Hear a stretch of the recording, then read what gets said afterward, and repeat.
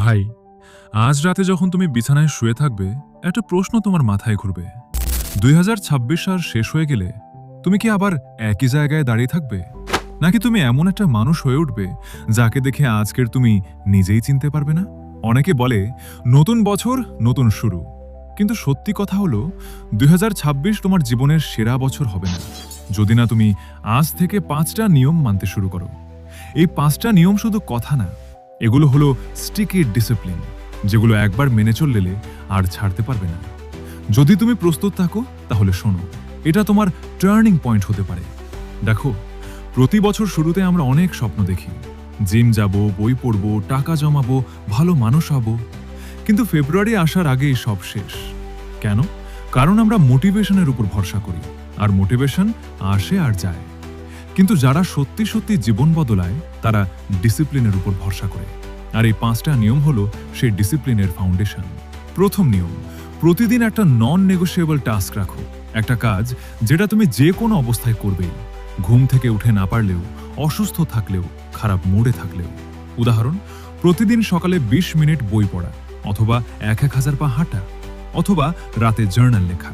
এই একটা কাজ যদি তুমি ৩০ দিন টানা করো, তাহলে তোমার মস্তিষ্ক বুঝবে তুমি এখন নতুন মানুষ। এটা ছোট কিন্তু স্টিকি। এটা তোমাকে প্রমাণ করবে যে তুমি নিজের কথা রাখতে পারো। দ্বিতীয় নিয়ম, ফোনকে দাস বানাও, মালিক না। সকালে প্রথম ১ ঘন্টা কোনো সোশ্যাল মিডিয়া খুলবে না, না রিলস, না ইউটিউব, না হোয়াটসঅ্যাপ।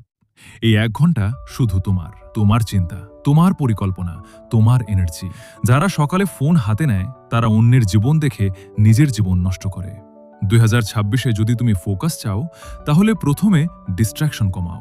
তৃতীয় নিয়ম, ফেলিওরকে ফ্রেন্ড বানাও। প্রতি সপ্তাহে একবার নিজেকে জিজ্ঞাসা করো, এই সপ্তাহে আমি কোথায় ভুল করেছি। ভুল লুকাবে না, ভুলকে সেলিব্রেট করবে, কারণ প্রত্যেকটা ভুল তোমাকে এক ধাপ এগিয়ে দিচ্ছে। যারা সফল তারা সবচেয়ে বেশি ভুল করে, কিন্তু তারা ভুল থেকে শেখে। চতুর্থ নিয়ম, বডি ফার্স্ট, মাইন্ড সেকেন্ড। প্রতিদিন শরীরকে চ্যালেঞ্জ করো, ওয়ার্কআউট, রানিং, কোল্ড শাওয়ার, যে কোনো কিছু। কারণ যখন শরীর শক্তিশালী হয়, মন অটোমেটিক শক্তিশালী হয়। লেজি বডির ভেতরে পাওয়ারফুল মাইন্ড থাকতে পারে না।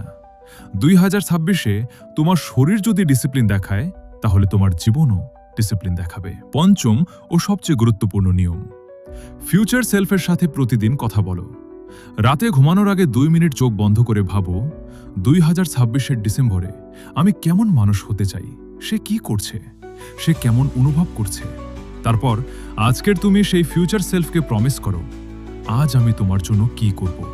এই একটা অভ্যাস যদি তুমি মানো, তাহলে ২০২৬ আর সাধারণ বছর থাকবে না, এটা হবে তোমার ট্রান্সফরমেশন ইয়ার। ভাই শোনো, ২০২৬ তোমার জন্য অপেক্ষা করে নেই। সে কাউকে ফেভার করে না, সে শুধু তাদের ফেভার করে যারা প্রতিদিন ছোট ছোট প্রমিস রাখে, যারা ডিসকমফর্টকে ওয়েলকাম করে, যারা নিজেকে রেসপেক্ট করে। তুমি যদি আজ থেকে এই ৫টা নিয়ম মানতে শুরু করো, তাহলে ৩১ ডিসেম্বর ২০২৬-এ তুমি আয়নার সামনে দাঁড়িয়ে বলতে পারবে, এই বছরটা সত্যিই আমার জীবনের সেরা বছর ছিল।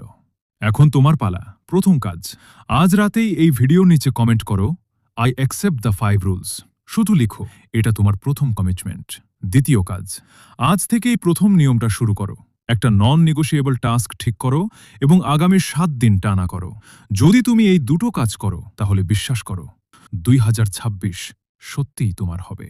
ভিডিও ভালো লাগলে লাইক করো, শেয়ার করো যাকে তোমার মনে হয় এটা দরকার, আর সাবস্ক্রাইব করো, কারণ এখানে শুধু কথা হয় না, স্টিকি চেঞ্জেস হয়। আমি তোমার জন্য অপেক্ষা করছি পরের ভিডিওতে।